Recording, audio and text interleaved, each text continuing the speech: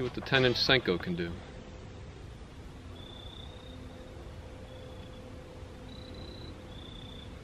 You gotta be malleable as an angler.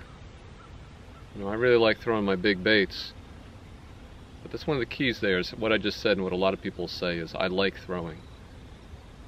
Humility is extremely important for success, I believe, as a big bait angler. And I'm not a guru on this, but I'm striving to become better.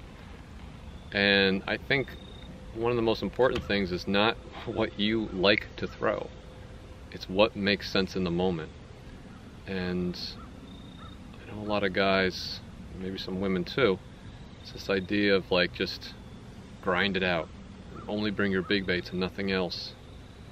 And I think that's foolish. I think you're interjecting your desire to catch the fish via a certain way of fishing. And you're letting that supersede what could be more functional or more effective means of getting them. Case in point here is the 10-inch Senko, right? So this is a really big bait.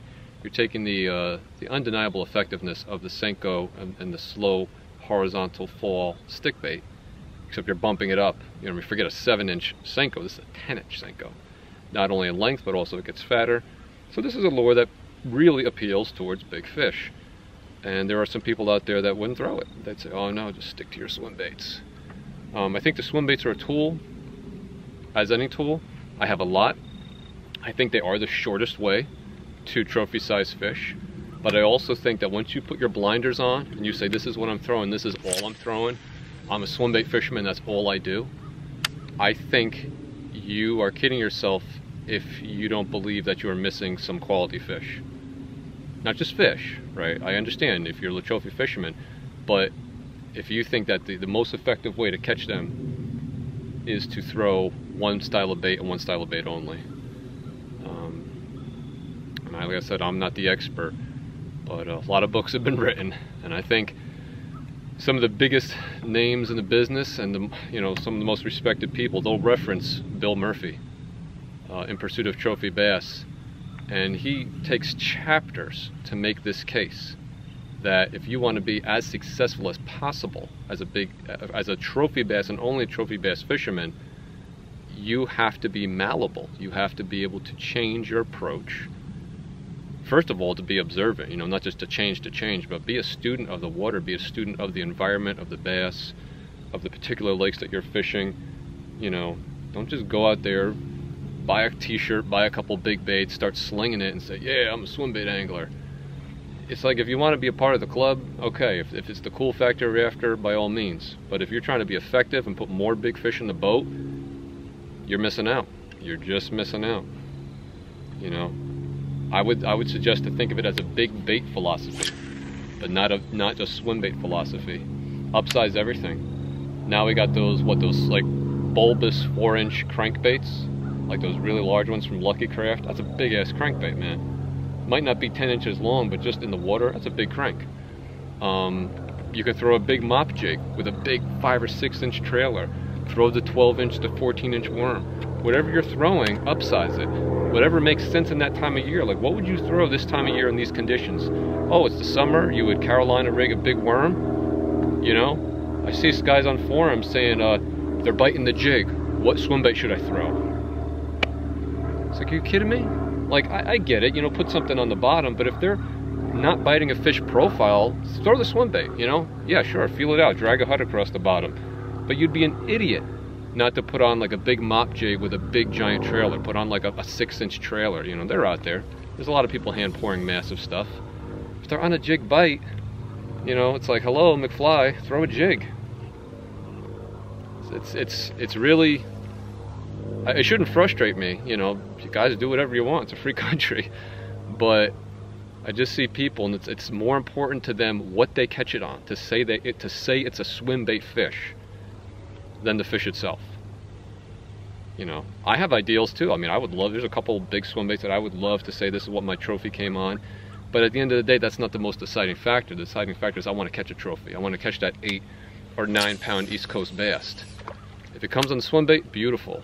But as I'm going through my head and what else might be working, what else is applicable, I'm going to be really proud that I made those smart decisions to change, to throw in another style of big bait if it ends up what's getting that trophy fish. that's a major success. To know that you didn't just put on those blinders and keep chucking away blindly, you know.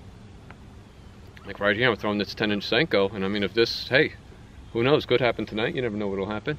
If this equates to the fish of my lifetime, I'm gonna be proud of that decision, because I was thinking about everything else I've done today, and you know, let me put on a more finesse bait, let me put on that horizontal fall. I've been doing a lot of, you know, stuff moving horizontally in the water column, but not falling like this. So, I don't know, guys, just a vent, just a long rant. I hope a lot of you out there, well, not that I hope you agree, I just hope it makes sense, you know, and really for any of those people who are indecisive, or I think particularly for a lot of guys starting out in swimbait fishing, I would really encourage you to alter your mentality and to identify it as big bait fishing, and to stock your tackle bag with not only big swim baits, but big jigs, big worms, big crankbaits. There is not a lure category that you can name that they don't make extra large size baits. I love throwing a chatterbait. There are musky sized chatterbaits out there, and stands to reason, right? Why not throw them? Why not throw that which is so effective in a smaller form, just upsize it? People have this idea that, you know, it can only be a fish, it can only be a, you know, a swim bait, it's got to be a fish profile, you know. Throw a big craw, throw these big things. It only seems ridiculous because you haven't caught a fish on it yet. The same way that the average conventional person is on shore saying, what are you, fishing for sharks? You know, and you get frustrated because to you, you've caught fish on the 8-inch Hud, you've caught fish on a depth 250 or whatever the big thing is you're throwing, and then you look at like that 7-inch craw and you're like, nah, but they won't bite that, you know. Yeah, they will. Yeah, they will. Big fish will bite that, and you just have to have it happen to you, and then all of a sudden you'll be professing, you know, the merits of 7-inch craws. So anyway, guys, that's my be malleable, be humble speech. What was that thing? There's a famous Bruce Lee clip. Be like water, my friend. Oh, I just had a bite. Now water can, what does he say? Now water can flow, or water can crash. Be like water, my friend. Bet you Bruce Lee would have been a great trophy bass fisherman. Would never have let his own personal emotions get in the way of the smart choices to make out on the water.